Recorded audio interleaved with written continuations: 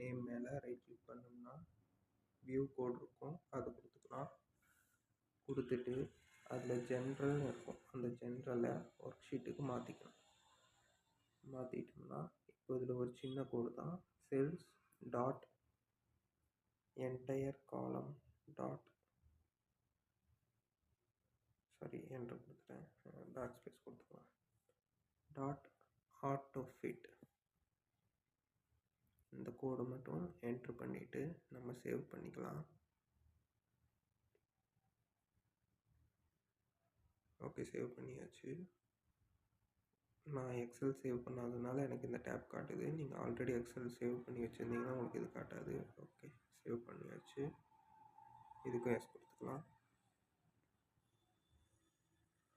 கொடுத்துட்டு இப்போது இந்த பேஜை க்ளோஸ் பண்ணிக்கலாம். க்ளோஸ் பண்ணிட்டோம்னா இப்போ பாருங்கள், நான் அதை கிளிக் பண்ணோன்னே எனக்கு ஆட்டோ ஃபிட் ஆகிடுச்சு. ஸோ புதுசாக